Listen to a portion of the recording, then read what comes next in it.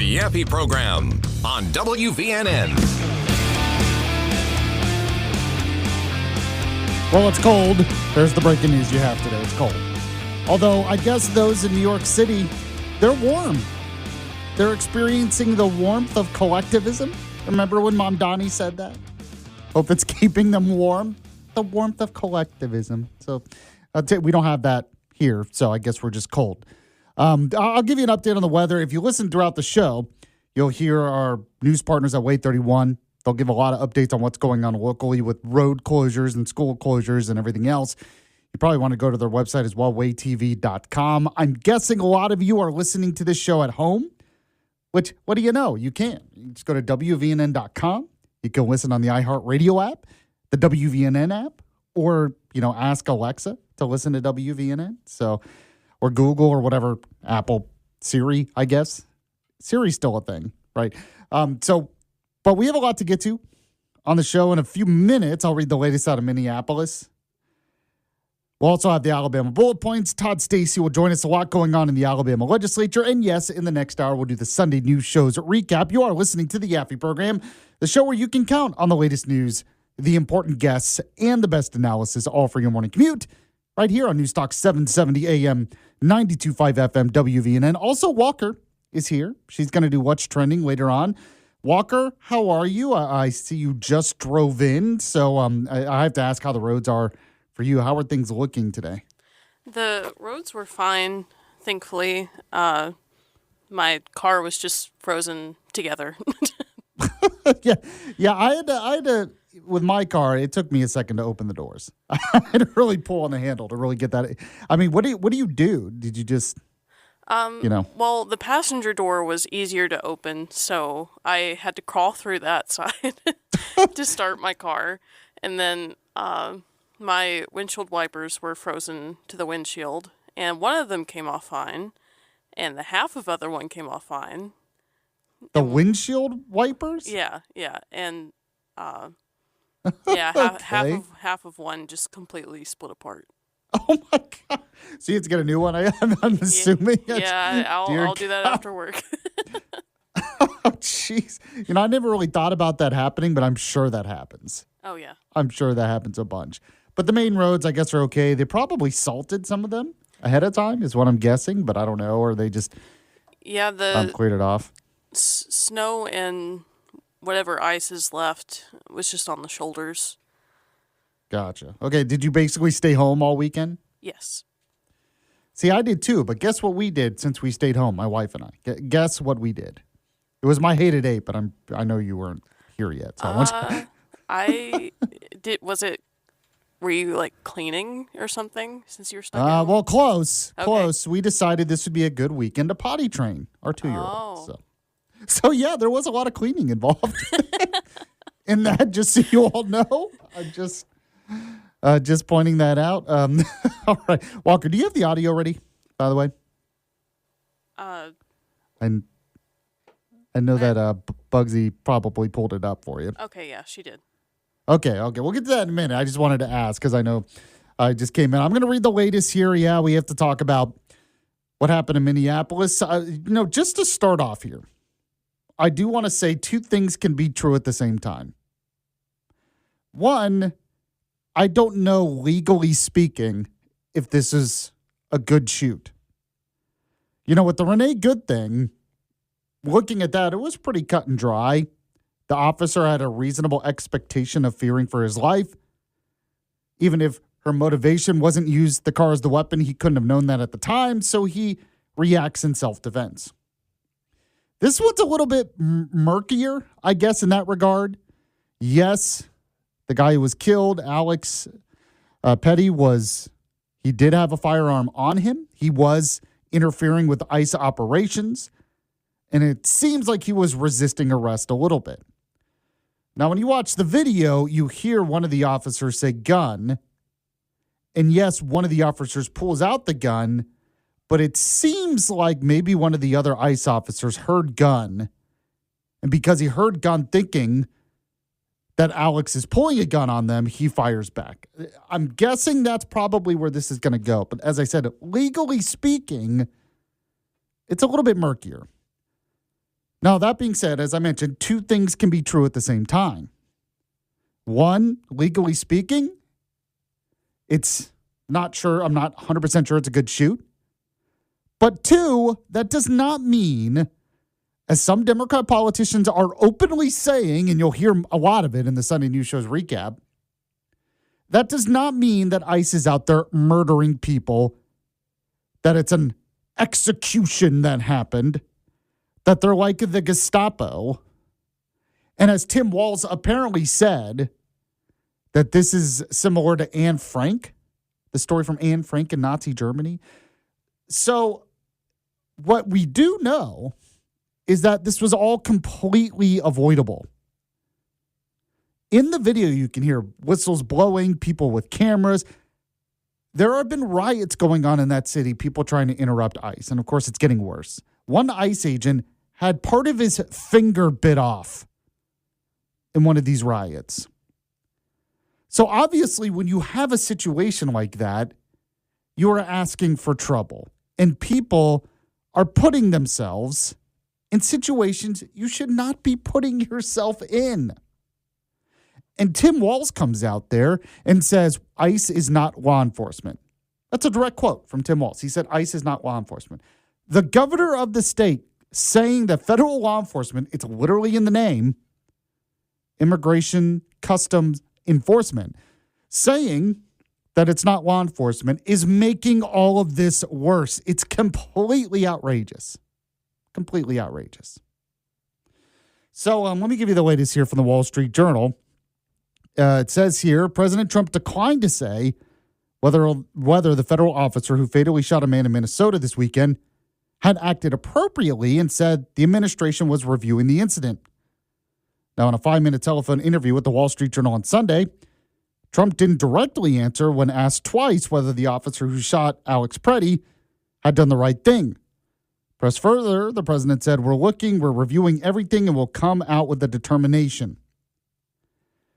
Now, the president criticized Preddy, though, the 37-year-old man who was killed by a federal border patrol agent Saturday morning on a Minneapolis street for carrying a gun during a protest activity. It says here, I don't like any shooting. I don't like it, Trump added. But I don't like it when somebody goes into a protest and he's got a very powerful, fully loaded gun with 2 magazines loaded up with bullets also. That doesn't play good either. He was doing well until that comment, I think. As I've mentioned, a 10% more disciplined Trump is a better Trump. Trump is right that they should wait for the investigation. And he is correct to say he's not 100% sure if the officer in this situation acted appropriately. Those are appropriate comments by Trump. But yes, you have Second Amendment rights. Now, apparently this guy was breaking the law because he had his firearm, but was also not carrying an ID. And locally there in Minneapolis, you're supposed to. Now, Trump also signaled a willingness to eventually withdraw immigration enforcement officials from the Minneapolis area. He said, at some point we will leave. They've done a phenomenal job, he said. Trump didn't offer a time frame, though, on this. So another couple of things can be true at the same time. One, Tim Walz and a lot of these Democrat leaders, Jacob Frey, the mayor of Minneapolis, their rhetoric is completely irresponsible and outrageous.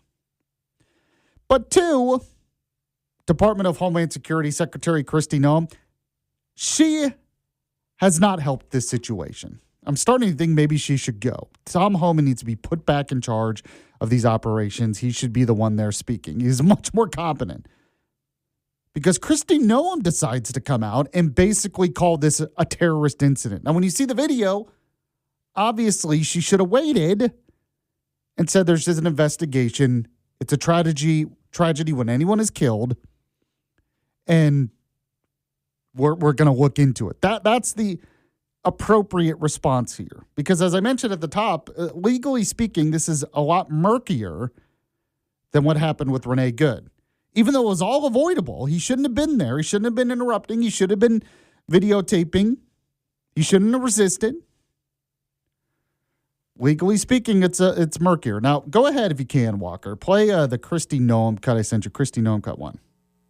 An individual approached U.S. Border Patrol officers with a 9mm semi-automatic handgun. The officers attempted to disarm this individual, but the armed suspect reacted violently. Fearing for his life and for the lives of his fellow officers around him, an agent fired defensive shots. The suspect also had 2 magazines with ammunition in them that held dozens of rounds. He also had no ID. This looks like a situation where an individual arrived at this scene to inflict maximum damage on individuals and to kill law enforcement. They began to obstruct and to assault law enforcement officers. We saw objects being thrown at them, including ice and other objects, and a rampant assault began, and even an HSI officer agent's finger was bitten off. So one comment she said there, he was armed, loaded with the intent of killing law enforcement. There's no evidence of that. I'm sorry. If you know it's a powder keg and you know the Democrats are acting irresponsibly, but that should be more of a motivation for you as the head of Department of Homeland Security to get this right. And she's screwing this up too. So from what I understand, there's a lot of reporting out there that the Trump administration is not happy with her response. So things might change here pretty quickly. Bill Malugin of Fox News basically reported that a lot of people in the administration are not happy from a PR morale standpoint with how they have responded to this so far. And I think it's for the reason I cited. Now, as I mentioned, though, Tim Walz not really doing much better, the governor of Minnesota. I mean, you want to talk, you could criticize Kristi Noem, and then you just look at Tim Walz, and he's absolutely insane. But go and play the Tim Walz cut for me. I salute their courage and their restraint, and I call on all Americans to see the decency that this state is exhibiting and the horrific cruelty, unprofessional, absolute abomination that is passing for what these ICE agents are doing on our streets. Donald Trump, I call on you once again, remove this force from Minnesota. They are sowing chaos and violence. You ask us for peace and we give it, and we get shot in the face on the streets coming out of a donut shop. Thank God we have video, because according to DHS, these 7 heroic guys took an onslaught of a battalion against them or something. It's nonsense, people. It is nonsense, and it's lies. Despite the horrific acts by this federal government, Minnesotans are standing up for the rule of law. They're protesting loudly and urgently, but peacefully. It must stay that way, Minnesota. Minnesotans are witnessing, and we're creating a log of evidence for the future prosecution of ICE agents and officials responsible for this. And there was one cut where he said they're not law enforcement. So, and he basically said people were just getting shot coming out of donut shops. I mean, come on, people. It is insane what is going on here. The things that come out of our leaders' mouths is crazy. If you want to weigh in on this, love to get your take. We have our Yaffee text line, 866-494-9866. That is brought to you by RegenesisStemCell.com. All right, we're going to get to some Alabama news and politics next with the bullet points, and then Todd Stacy. You're listening to the Yaffee program. Stay with us. You're listening to Yaffee on WVNN. If you like Yaffee, why not show it by liking the Yaffee Facebook page now? You can also follow him on Instagram. Now, back to the Yaffee program on WVNN. All right, we're back here on the Yaffee program. News Talk 770 AM 92.5 FM WVNN. Todd Stacy, who is with Alabama Daily News and Alabama Public Television's Capital Journal, going to join me in a couple of minutes. Lots to discuss with him. Right now, though, let's get to those headlines. We have the Alabama bullet points. Alabama bullet points. Today's headlines from around the Yellowhammer State. Brought to you by Larry's Pistol and Pawn. Number 4 today, Tuberville. Senator Tuberville is going to be our next governor, of course. Calls for a return to merit-based acceptance and hiring in Hospital Association speech. He said, we must wash our hands of DEI in medical schools, which he's 100% right. U.S. Senator Tommy Tuberville delivered the keynote address at the Alabama Hospital Association's Healthcare Leadership Summit. Now, this was held at the Renaissance Birmingham location. In his speech, he praised Alabama's hospitals as vital community anchors that contribute over $25 billion to the economy, support 143,000 jobs and plays key roles in rural areas, and many others. He basically strongly criticized diversity, equity, and inclusion initiatives in medical schools and broader society. He said we have to get to merit-based work when it comes to medicine, and that's great. He needs to say that.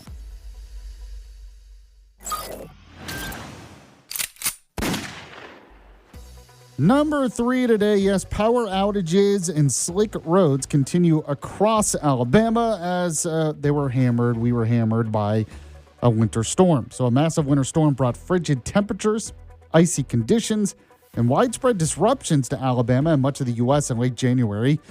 In Alabama, power outages persisted with over 10,000 Alabama power customers without electricity.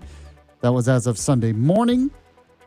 Additional outages handled by other providers like Florence Electricity happened. Slick roads from ice caused traffic delays, crashes, and hazardous conditions statewide with risks of freezing overnight. No fatalities or injuries were reported in the state. That's the good news.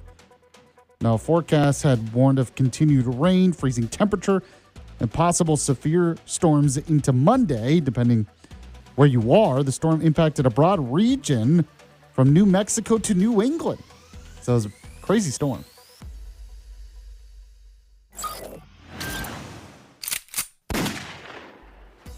Number 2 today, and he said this on my show on Friday, State Senator Chastain's ASHAA bill.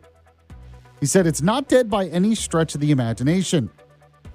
So State Senator Donnie Chastain out of Geneva introduced SB 73 in the 2026 Alabama legislative session to significantly reform the Alabama High School Athletic Association. Now, the bill would prohibit public K-12 schools from joining athletic associations whose governing bodies enforce eligibility rules not adopted through the Alabama Administrative Procedure Act. Now, he has said he put this bill on hold, but he said on my show it's not dead. Basically, the idea of this was to get their attention, the association's attention, because they were ignoring lawmakers and their concerns.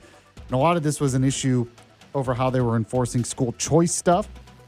So he said since he put forward this bill, he's had great conversations with them, but we'll see what the next step is.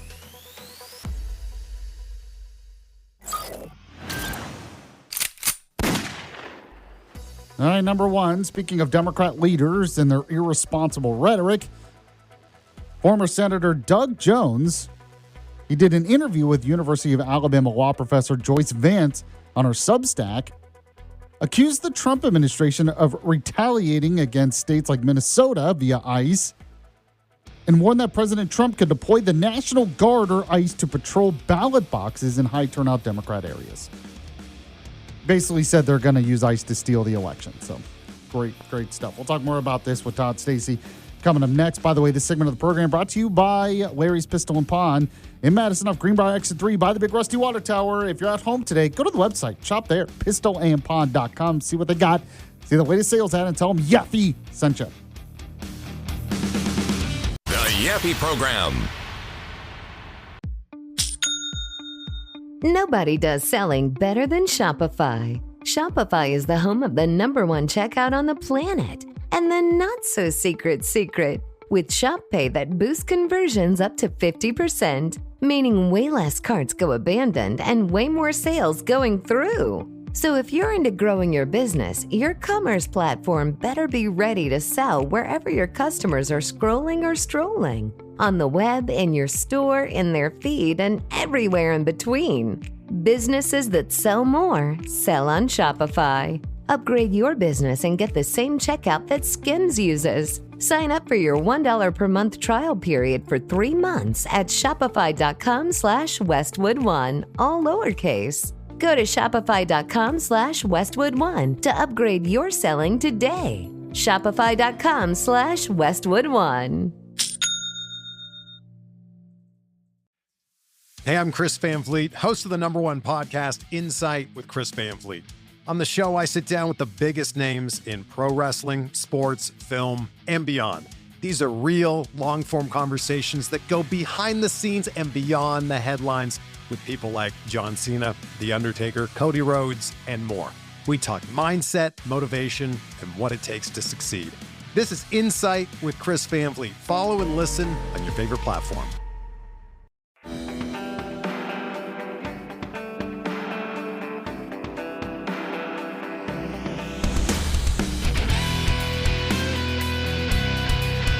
Welcome back to the Yaffee program. I am Alabama's voice of reason, Huntsville's conservative conscience.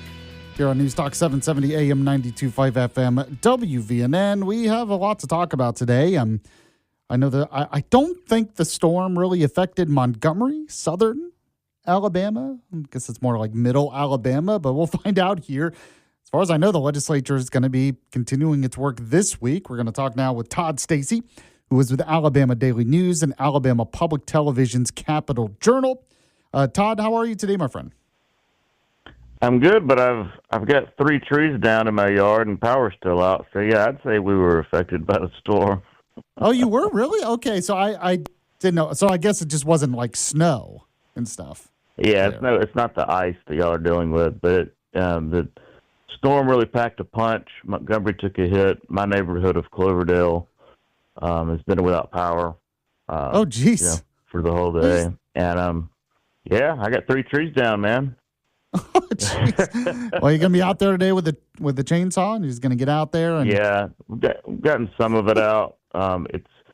It's just very, very cold, and it's 25 degrees right now. So, but our yikes.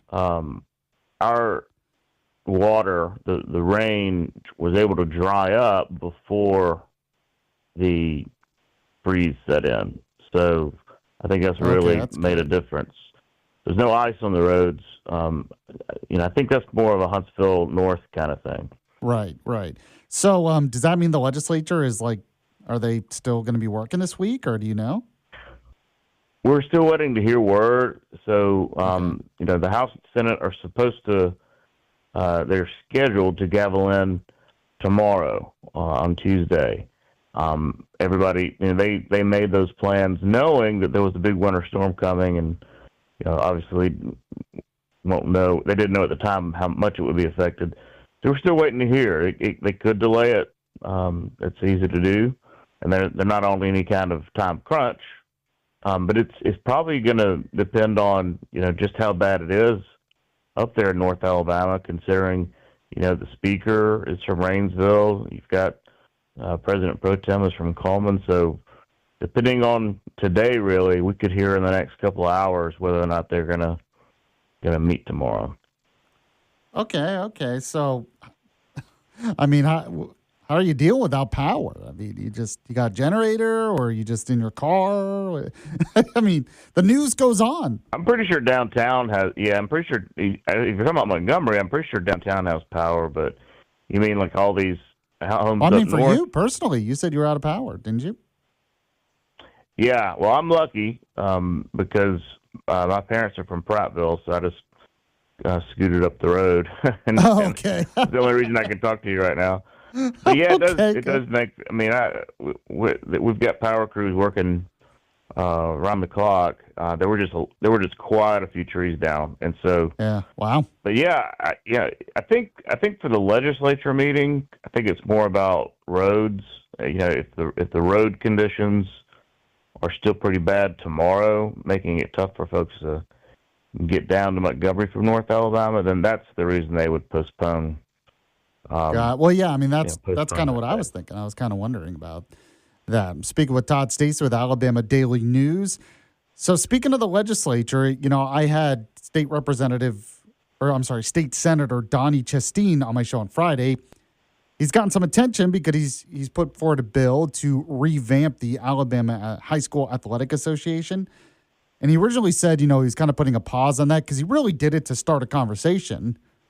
But he said, it's not dead. It could still come up. And you do have, I guess they kind of split public and private schools, the association did, which Lieutenant Governor Will Ainsworth doesn't like. What are your thoughts on all of this? Do you think the legislature is going to pass something to kind of redo how that association works? I don't know. I mean, there's going into this session, there was a lot of appetite for some type of reform, just because of the way the High School Athletic Association handled the Choose Act. You remember that. It was originally they were going to make those that went from public school to private school with using those scholarships would have to sit out a year, and nobody intended that to be a part of the law. And so that really irritated a lot of lawmakers. Obviously, the governor and the speaker sued and had that ruling blocked. But so ever since then, there's been a lot of appetite to do that. I think they might have added fuel onto the fire this past week with this classification decision. Now, in some ways, I could see that it totally makes sense. Like if you would have started from the very beginning, whenever the championships were established, the playoff system for high school sports, I mean, just probably the early 1900s or something, to have, private schools and have one championship for private schools and other championships for public schools. Maybe that would have made sense from the very beginning. But what's happened over time is, there's a lot of overlap and there's a lot of interesting rivalries between, public schools and private schools. And then there's the whole mess with classifications based on population. So in some ways they've simplified it. And I get that. And, it's still going to be super competitive. And the private schools who have complained about, basically if you're a really good school at football and win the championship, then you're automatically go up a classification. A lot of them have a lot of problems with that. So that would go away. So that's one thing that's good for the private schools. But again, there's a lot like Ainsworth who are arguing that if you separate the championships, then you make it less likely that top football prospects are going to want to go to private schools. We'll see how that plays out. I don't know if this is going to be enough to spur some kind of reform to the High School Athletic Association, plus something that big. I mean, that would be a giant piece of legislation, given all the details involved. Something like that might be difficult to pass in an election year like we're in. Okay, so yeah, it seems like it's a lot to do. But, I mean, he at least accomplished his goal. He wanted to start a conversation with the association, at least get the ball rolling if they can change some of the stuff on their own. It seems like he was successful in that, but we'll have to see. Speaking with Todd Stacey with Alabama Public Television's Capital Journal. Also want to talk to you about some of the other stuff that's going on in Alabama politics. You have the Alabama GOP chairman, John Wall, resigning because Trump said, well, I'm endorsing you for lieutenant governor. So at the last minute, he's running for lieutenant governor. So, I mean, I guess smart on his part to do what Trump says, but what do you think about this? Well, John Wall had been rumored to be a candidate several months ago. As we write about this stuff, he was right up there and then decided not to. Apparently just kind of some family decision kind of thing, deciding not to run for it. And then this endorsement from Trump comes out of nowhere. I mean, I still don't really quite understand how that works. I mean, we were talking last week about Barry Moore. Barry Moore gets the endorsement from Trump at the Senate race. Well, that made a little bit of sense because of how long those two have known each other and Barry Moore's history and loyalty to Trump. This is not the same. John Wall has not been, an 8-term congressman or whatever. And so it just kind of seemed very random to a lot of people. But yeah, of course, if you get that endorsement, you'd be stupid not to run, right? And so he's in the race now. I seeing just the political mind turning here goes to, this is not as random as it might seem. I mean, maybe he knew it was coming. Why didn't he already get in the race? Like, that would be the question. Why, if you knew you were going to get in the race, why would you wait until the very last minute, knowing that it only shortens the amount of time you have to campaign? What I couldn't draw from that conclusion is that John Wall knows good and well that he's about to get attacked very hard. And it's already really started with at least one of his opponents in Wes Allen. Because there have been some very questionable things about John Wall in the past. And so, yeah, if that's the case, you want to wait to the very last minute, which he did, to lessen the impact of stuff like that. But I still think this is going to be a very close race. It's not this endorsement. I mean, it's obviously you'd rather have it than not have it. At the same time, you've got to have the money to get that message out there and let people know that you have the endorsement. I don't think Barry Moore is going to have a problem doing that, but I'm not sure if John Wall's going to have, $5-6 million and an outside group trumpeting for him. And so, it's going to be it's one thing to get the endorsement. It's another thing to actually use it and make sure people know that you got it. Yeah, I mean, I guess he's got connections within the party, but we'll have to see because you're right. I mean, he waited till the very last minute. So, I mean, we also saw that Trump endorsed Tuberville. That's not surprising at all at this point. Of course, he's going to endorse Tuberville. Yeah, water is wet. Yeah, so, I mean, that's the least surprising one. What do you think about the Attorney General's race? Because it seems pretty close, and honestly, when you look at the polls, the numbers are just low for everyone. I mean, they're like tied at 8%, yeah. So a lot of undecided. So I guess people just really aren't paying attention enough yet to that race? I mean, general public, yeah. I mean, and it is going to be a close race. I mean, I think the ads will start here pretty soon. You've got three candidates really well qualified, honestly. The top two, seem to be Catherine Robertson and Jay Mitchell. I think you're going to see them go after each other pretty heatedly. That's at least the way the pregame is set up to be. Pamela Casey probably won't have as much money as those two, but she could benefit from the top two kind of going after it and turning everybody else off. So, yeah, I think this is going to be a really close race, and it's really one all the Alabama politicos are talking about. And the general public may not, but it's a big deal. The Attorney General, and I think you get three candidates that could easily win that race. Do you think Catherine Robertson, I mean, the best way for her to help herself is just constantly remind people she was with Steve Marshall? I mean, Steve Marshall still seems pretty popular. We're talking about the U.S. Senate race, and, Trump endorsed Barry Moore, but outside of that, I mean, she just kind of just said she's carrying on the legacy of Marshall, and that should help her a bunch, right? If you said that right now, I'd think absolutely. And Marshall has benefited from being a popular AG and some of their work being very popular, especially on the federal level, like just issue by issue and what they've done. Plus, fighting gambling and going after the opioid people. But at the same time,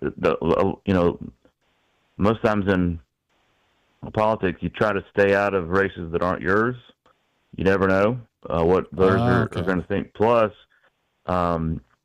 you're about to see anywhere from $4 to $8, maybe even more $1 million spent attacking Steve Marshall.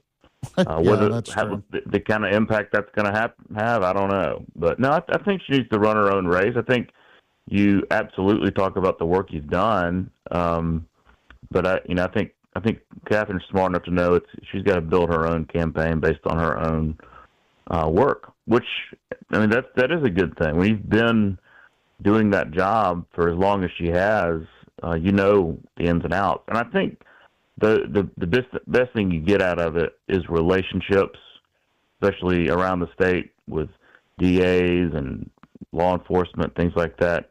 I think that's the biggest benefit of having been Steve's number two for the past 8 years. Todd Stacy is with Capital Journal, also with AlabamaDailyNews.com. Todd, I always appreciate you coming on. We'll talk to you again in the future, my friend. Hopefully you get your power back soon. Thanks, man. Stay warm. All right, there you go. If you want to react, we have the Yaffee text line, 866-494-9866, brought to you by RegenesisStemCell.com. We have some breaking news when it comes to international news, so we'll get to that next and much more on the Yaffee program back in just a moment. It's the Yaffee program on WVNN. Welcome back to the Yaffee program. I know you're at home, so might as well listen to this show. Might as well hear your voice of reason. Even if you're not in your car, that's good. That's good. If you missed any of the show live, by the way, you can check out the podcast on the website, WVNN.com, or anywhere podcasts are available. Do have some breaking news I want to get to real quick out of Israel. Going to read this from the National Review. It says, Israel confirms return of final hostage remains from Gaza. So the final Israeli hostage was recovered and brought back to Israel on Monday. That's according to the Israeli military, concluding the long process of bringing the hostages back from Gaza following the October 7th terrorist attack more than 2 years ago. Now, this hostage is Ryan Gavili, was a 24-year-old Israeli police officer who was killed on October 7th and brought to Gaza, where he was held for 843 days. Now, it says here, after an identification process conducted by the National Center of Forensic Medicine, together with the Israel police and the military rabbinate, officials noticed his family that his remains had been identified and would be brought to burial. That's according to the IDF. So, I mean, it's horrific news that this happened in the first place, but good news that the final remains are back. And I have to say, if you would have asked me maybe a year ago if this was going to happen, I would have probably said no. I mean, it just seemed like it was totally impossible to ever get a real ceasefire, to ever get all the hostages back. And even if you could get the ones that were alive back, to get the remains back. But it's happening. And this is because of Trump. As I've mentioned a bajillion times on this show, with President Trump, you have a president who is willing to do things that other presidents aren't willing to do. About 10% of the time, that's bad, mostly because he says things he shouldn't say. But 90% of the time, it's great, and you get results like this. I don't know if you get these results with the President Kamala Harris. Maybe. I just find it doubtful. You had a president that was willing to be tough, but also to negotiate peace deals. That's what he really wants, is a deal. So you have to give credit to him here. I think so. And by the way, it's also a reminder, despite what the left always says, what Israel is doing there is not a genocide. It's absurd. It's a war. It's a war that was started by Hamas on October 7th. So there you go. By the way, in the next hour, we'll talk more about what's happening in Minneapolis. Lots of breaking news. You're listening to Yaffee on WVNN. American Skyjacker tells the story of D.B. Cooper copycat Martin McNally, who hijacked a plane and jumped out with $500,000. But that's just the start of this epic true crime saga. Now, American Skyjacker is an action-packed documentary available on all major platforms. Go to AmericanSkyjacker.com to subscribe to the podcast and watch the film. And look out for a new bonus episode of the podcast coming soon. American Skyjacker. Follow and listen on your favorite platform. The Yaffee Program on WVNN. Okay, I want to read a little bit of what President Trump said on Truth Social when it comes to this latest shooting, this time by a Border Patrol officer in Minneapolis. He said, during the 4 years, I'm not going to read the whole thing, it's pretty long, but I'm going to read most of it here because it's going to dominate the hour of the news today. During the 4 years of crooked Joe Biden and Democrat failed leadership, tens of millions of illegal alien criminals poured into our country, including hundreds of thousands of convicted murderers, rapists, kidnappers, drug dealers, and terrorists. He said, I won the election in a historic landslide, and Republicans won majorities in both the House and Senate in large part because we pledged to seal the border, which we have done, and launched the largest mass deportation of illegal alien criminals in American history. He says the deportation effort is underway, and in Republican-run cities and states, these operations are going peacefully and smoothly because local law enforcement officers are allowed to work with federal counterparts. For example, in the 5 Republican-run states of Texas, Georgia, Florida, Tennessee, and Louisiana, ICE has arrested 150,245 criminal illegal aliens over the past year, with zero protests, riots, or chaos. Why? Because local police and ICE are cooperating with each other. So actually, I think I am going to read all of this because he's exactly right. This is Trump on Truth Social. He continued on. He said, meanwhile, Democrat-run sanctuary cities and states are refusing to cooperate with ICE, and they are actually encouraging left-wing agitators to unlawfully obstruct their operations to arrest the worst of the worst people. By doing this, Democrats are putting illegal alien criminals over tax-paying, law-abiding citizens, and they have created dangerous circumstances for everyone involved. Tragically, 2 American citizens have lost their lives as a result of this Democrat-ensured chaos. So this was a big theme over the Sunday News Talk Show, so we're going to talk about it. You are listening to the Yaffee program. We talk faith, culture, and politics Monday through Friday, 9 to 11 a.m., right here on News Talk 770 AM, 92.5 FM, WVNN. By the way, yes, it is Monday in the 10 o'clock hour, so let's do it. We have the Sunday News Shows recap.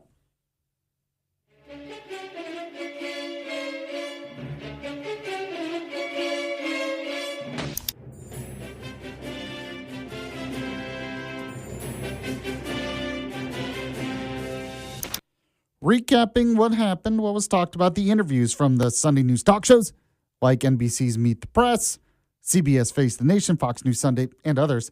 So you don't have to watch them. You don't have to worry about it. I give you the latest. You take Sunday off.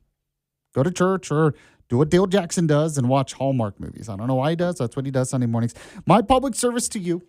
You're welcome. And by the way, I don't accept any taxpayer dollars to do this. So, I just want to recap a little bit what I said in the first hour before we get to some of the cuts here. 2 things can be true at the same time. Legally speaking, I'm not 100% sure this was a good shoot by this ICE officer, Border Patrol officer in Minneapolis this time. Alex Preddy was killed. Video was everywhere. That being said, it also does not mean it was a murder, as some Democrat officials are saying. There was obviously a scuffle. He was obviously interfering with ICE operations. There have been riots and everything else going on to interfere with ICE operations. And yes, despite what Tim Walz says, ICE is legitimate law enforcement. They're federal law enforcement officers. That's a fact, and it's been a fact for decades now. So Deputy Attorney General Todd Blanche, he was on Meet the Press, and he was trying to bring the point home, basically what Trump said, that any death like this is a tragedy, but it's also completely avoidable.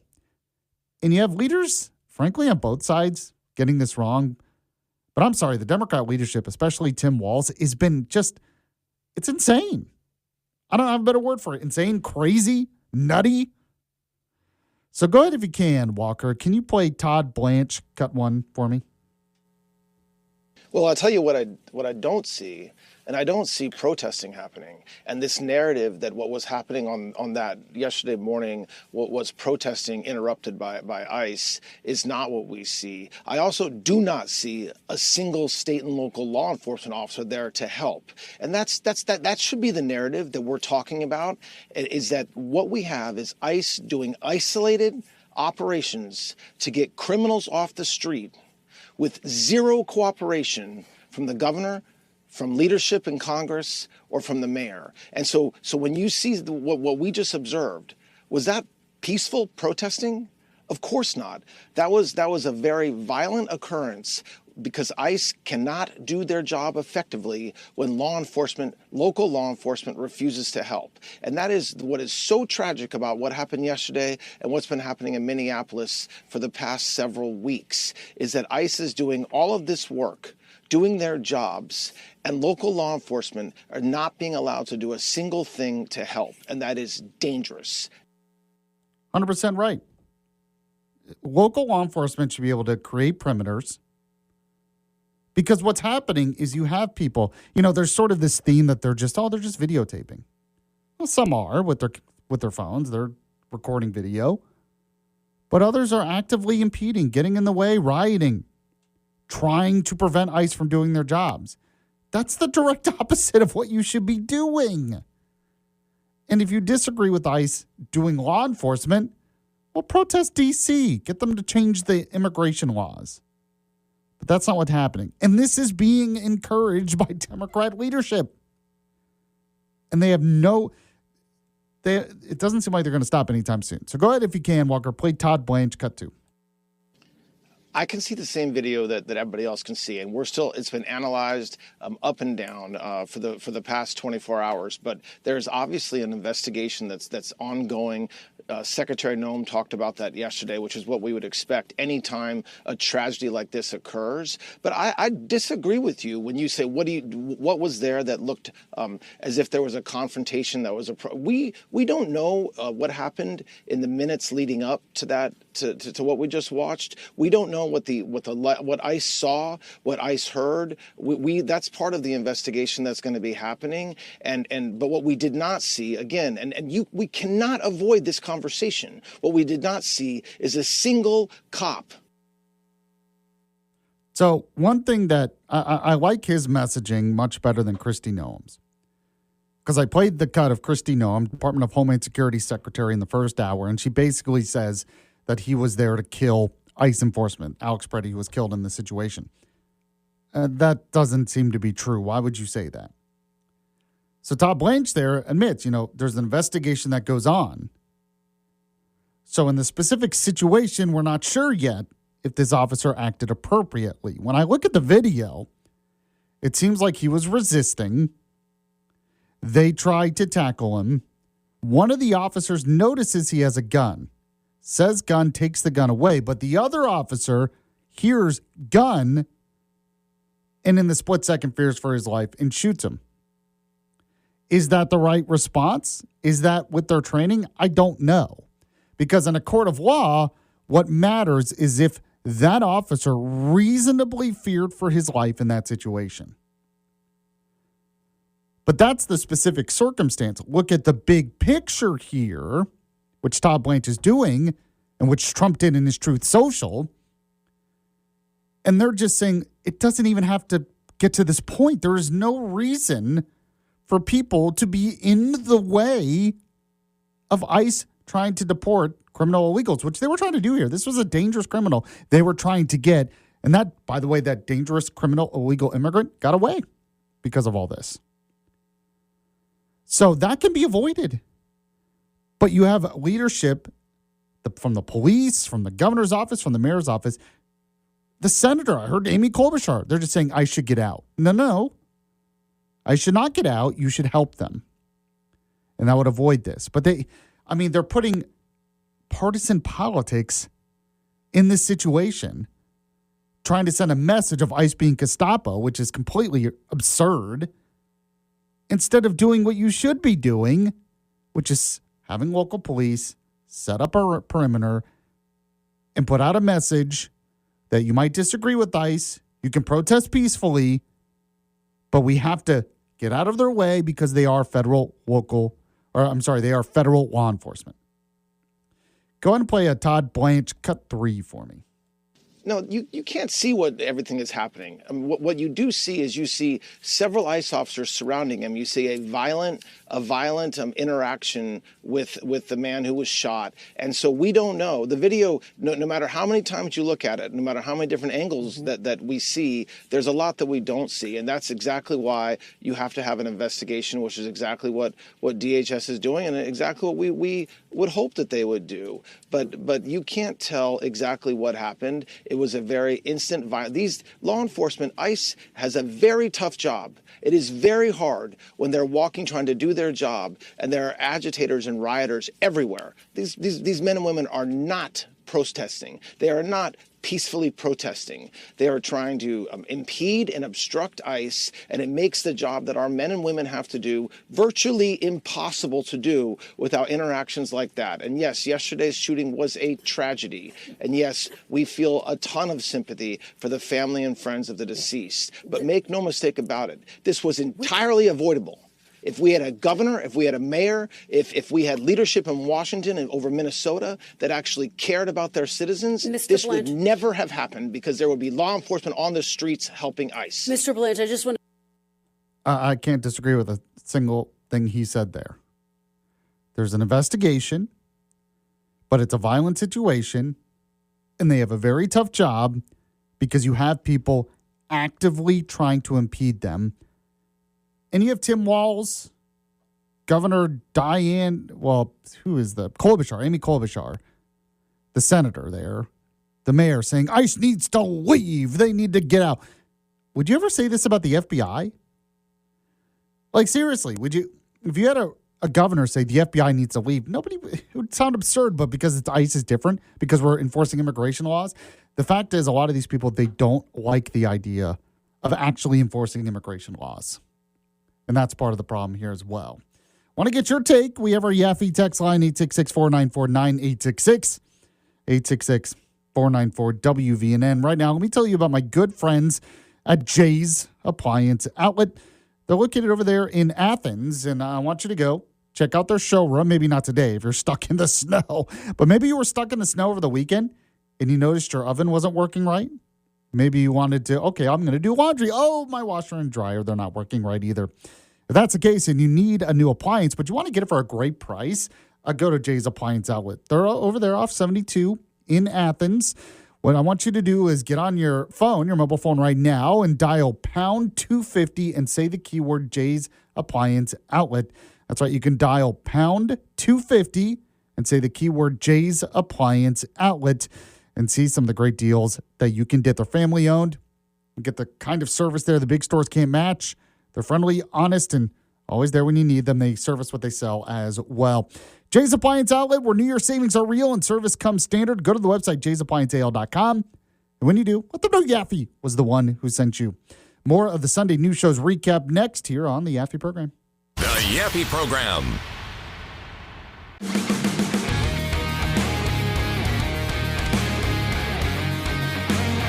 All right, back here on the Yaffee program. I am Alabama's voice of reason, and yes, you need a voice of reason today. The world definitely needs it today because a lot of beyond reason stuff that we're talking about here. In fact, let's get to more of it. We have more of the Sunday news shows recap.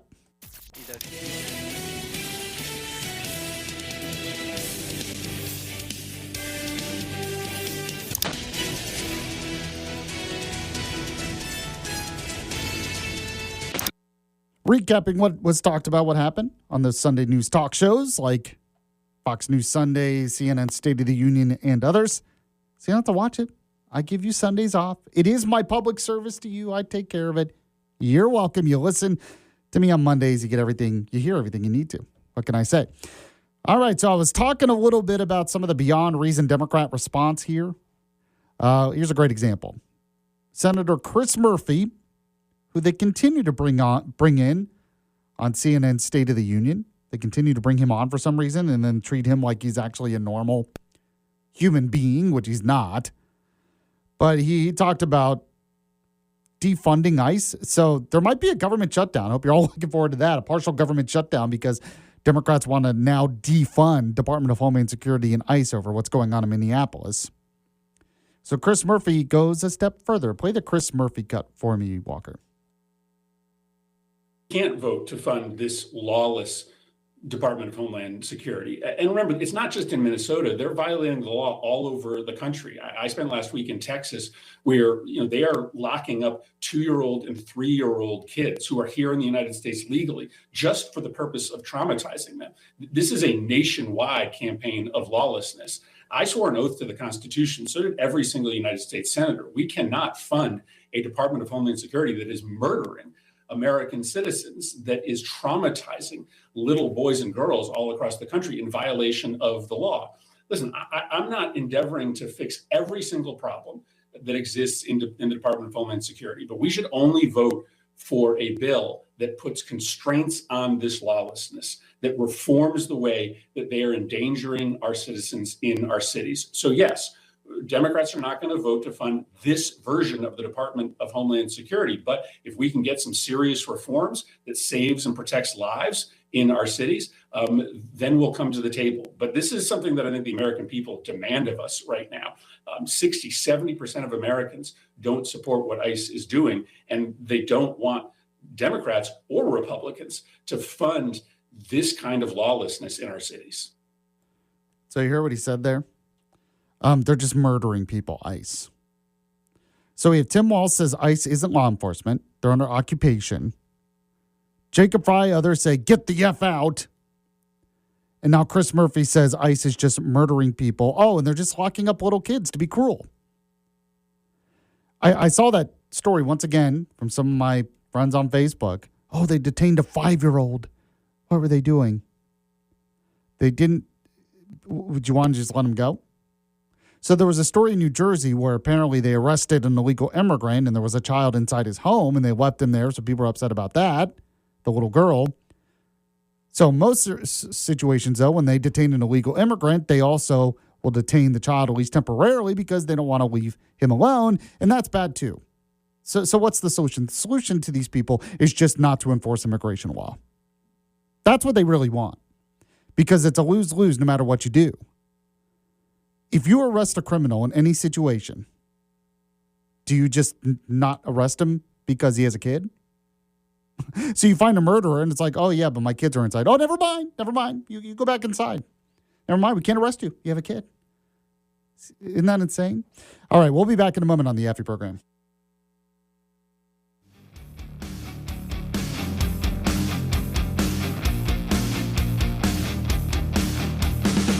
It's the Yaffee program on WVNN. It's back. Hey, it's Dan Bongino. I've got some big news for you. Starting February 2nd, the show is back. That's right. The Dan Bongino Show is relaunching, and we're going bigger than ever. Join me live on Rumble.com Monday through Friday, 10 a.m. to noon Eastern. We'll cover the stories that matter, cut through all the garbage, and get to the truth. Can't catch it live? No problem. Grab the audio wherever you get your podcasts. Remember, February 2nd, the return to the Dan Bongino Show. Don't miss it.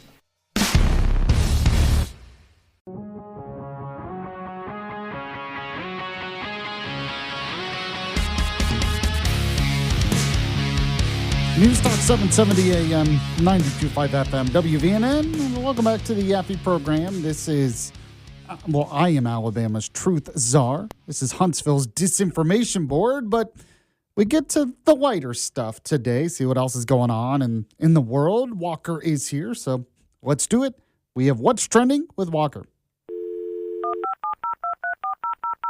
Keeping you up to date with all that's trending in your world. Oh, they have the internet on computers now. You guys know how to post videos to Facebook? It's What's Trending. Sponsored by Coleman Furniture Market. They always have the latest trending in furniture. They always can deliver to anywhere in the state of Alabama.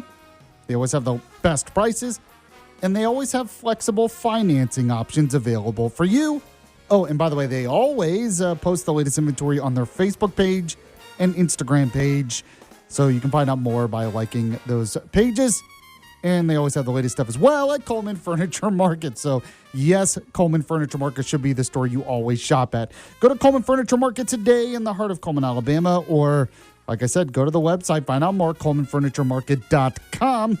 And when you do, let them know you heard about it from Yaffee. All right, Walker, what's number 5 today? Number 5 is another viral video trend. Uh-oh. Where people are basically giving like a wish list for their kids, saying, I hope my child gets this aspect, but not this one. Wait. Essentially Okay. giving a positive and then a negative. For example, From like you, as the parent, from the parent. Yes. Okay, I have to think about that, but go ahead. I could probably come up with some, but Like go ahead. One said, I hope my daughter gets my eyes, but not my constant urge to take it too far on a night out. Oh, jeez. Wait. Yeah. So this is actually before the baby's born, it sounds like. I believe so. Or just generally, like, as your child is, like, growing up, saying, I hope they get this part of me, but not this one. Okay. So, for my children then, I hope they get my eyesight, but I hope they don't get my crooked back. So, like, something like that. Yes. Kind of thing. Okay. Okay, I hope they have a successful career. I hope they don't get into radio, because what was I thinking? Like that? Yeah. So that's good. Do you have another one? For my future child, I thought I would say, I hope they get my curly hair, but not my habit of ordering takeout because I forget to put out meat to thaw.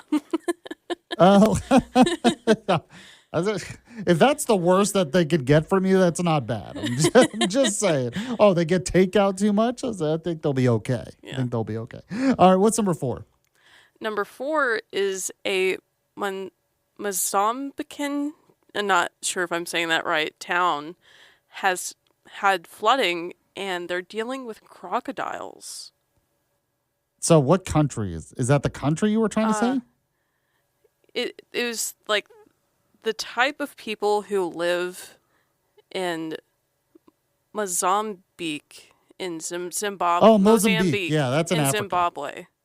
Yeah, okay, Mozambique. Okay, so they had major flooding, so now they have a bunch of crocodiles? Yes. Around that, I mean, that's terrifying. That's like Dale Jackson's worst fear. I mean, how did you? I need a video of this. This is what can happen. Yeah. From the floods, this isn't exactly happy news, but from the floods, 13 people have died. And so far, just from the crocodiles, 3 have died. Oh my gosh, 3 have died. So you've had 13 from the floods. 3 of them are from crocodile attacks because of the floods? Yes. Jeez, that is horrifying. Holy cow. I mean, Huntsville, we have alligators. We don't have crocodiles, but I mean, hopefully it doesn't flood because then you have alligator problem. Sounds like they need a good old-fashioned crocodile hunt in Zimbabwe. They need organize a big hunt. Yeah, have some crocodile meat. They need the swamp people to get out there. yeah, that's true. Yeah, that's a good. Have you ever had gator tail, by the way? I don't think so. I've always wanted to try it, but just never really had the opportunity. I've had it. It's good. It's good. It's a little bit chewier a little bit gamier, I guess, than chicken, but it's still pretty good. Still pretty good. All right, what's number 3? Number 3 is new movie Mercy has overtopped the Avatar Fire and Ash spot at number 1. That's good. I actually kind of want to see this movie. I also want to see it. I mean, I doubt it's like Oscar worthy or something, but it looks entertaining enough. Yeah. I'll see it. Despite the snowy weekend, it grossed $11.2 million. Okay, that's not bad considering, like you said, the snowy weekend. Yeah, and despite so many people going to see it, it only has a 20% rating on Rotten Tomatoes. Oh, really? That's not good. A B- cinema score from the audience. Oh, B- isn't bad. I mean, it's got Chris Pratt in it. What could go wrong? Right. It's Chris Pratt. Honestly, though, part of the problem is there's like nothing else out to see. January is usually a bad month. January and like February are usually bad months for movies in the theaters anyway. Mm-hmm. Man, it's been bad. Because I have no interest in Avatar. So other than that, there's like nothing that's been out that I've wanted to see in like 3 months. So it's just not. So I kind of just want to go to that one just so I can go to the theater again to have a movie to see. Yeah. So I might do that this week. But when I looked, there wasn't a lot of show times for it. I was kind of surprised. So I was like, okay, it just came out. But all right, what's number 2? Number 2 is thousands are still without power in Tennessee today. Yeah, Tennessee really got... So apparently 1 million people nationwide got hit with power outages from this storm. That's pretty substantial when you think about that. 1 million people from a snowstorm. But yeah, Tennessee, I guess Middle Tennessee, and I know this because my brother was in Nashville. I actually need to text them. I wonder if they're still out of power. They were out of power because what happens is the ice, they're just not prepared for the ice, and ice on power lines can be pretty bad. Yeah, it says the temperatures can drop as low as 10 degrees below zero in Nashville. So it's not, 10 below in Nashville? Yeah. And that's not wind chill, that's just temperature? It says temperature. Holy cow, that's... Yeah, so the problem is, one, with the storm, you get trees knocked down and stuff, but when you have ice can weigh down either the power line itself or it does stuff to the trees, and the trees fall down on the power line. So it's not even that, from what I understand, TVA and the power companies have been prepared. So it's not like has anything to do with that, over demand or anything. It's legit just because the ice is creating problems. Yeah, I mean, you can't keep ice from accumulating on power lines. Yeah, I mean, I guess well, I was going to ask what do they do up north, but apparently the reason why it's so bad, like middle of the country, is up north you get snow. You don't really get the ice as much. Right. In like super up north. So you just get snow. So, but in Tennessee, you since it's on the line, you have a lot of this ice, and that's the problem, the freezing rain. So hopefully they're all right. I just remembered, though, you reminded me I need to text my brother to see if they have power back. I'm worried about him. Okay, what is number one? PETA wants to replace the groundhog Phil with this a 3D hologram. Of course they do. So I'd heard that they don't like using the groundhog, but they want a 3D hologram instead. Yeah, a massive state-of-the-art hologram. Like, so if you were there in person, you would still see it? Yes. Or is this? This is not going to happen. Let's just get. I mean, I hate the stupid groundhog because he keeps predicting more winter, but it's at least a lot cooler than what they tried to do the first time around, which was what? Suggesting a weather cake reveal. Oh yeah, I forgot about that. A weather cake reveal? Yeah. So okay, yeah, nobody liked that, so we're gonna go with a hologram. Right. They're saying that Phil is not a willing participant. There's no regard for his feelings, welfare, or instincts because of the loud announcers and noisy crowd. The hologram would let the real Phil hibernate in peace. Okay. I mean, who knows what the groundhog thinks? I would think, though, that groundhog is pretty spoiled outside of that. I would imagine. Could be wrong. But I think that groundhog, every time I see it, it looks pretty fat. I think it's spoiled. Yeah. So, yeah. Never thought I'd say this because I hate the stupid groundhog for more winter, but I think we should keep the groundhog. All right, thanks, Walker. I appreciate it. When we get back, we'll do another segment of the Sunday News Show's recap. This is the Yaffee program. You're listening to Yaffee on WVNN.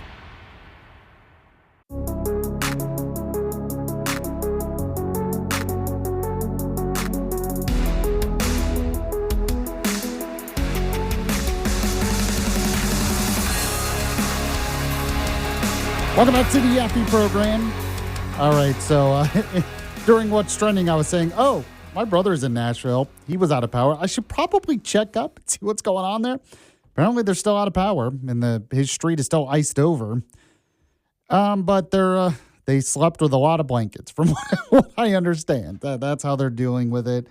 I don't even know. I'm so glad that isn't me. I just have to say. All right, final segment of the show here. So let's do it. The final segment of the Sunday News Show's recap.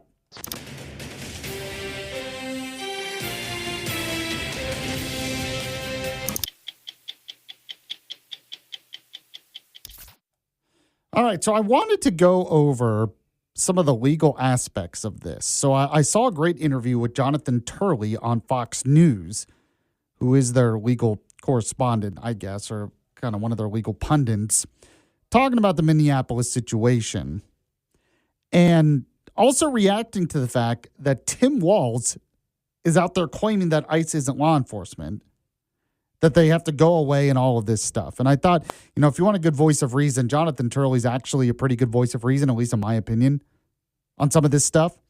So go ahead if you can. This is from Fox News Sunday. Walker, play Jonathan Turley cut one for me.